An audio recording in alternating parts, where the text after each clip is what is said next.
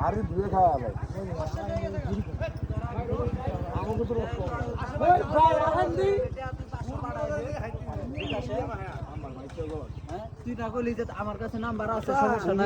রস যদি না পাই তারই খেয়ে যাবো আজকে তারই আজকে খেয়ে যাবো হ্যাঁ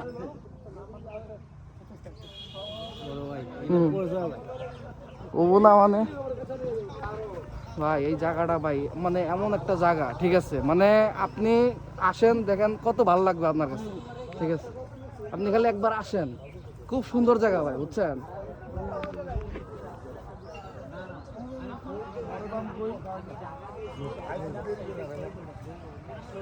হ্যাঁ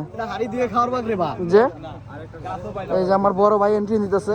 বড় ভাই হ্যাঁ এই দেখেন কি অবস্থা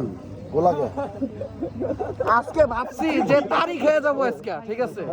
কোনো কথা হবে না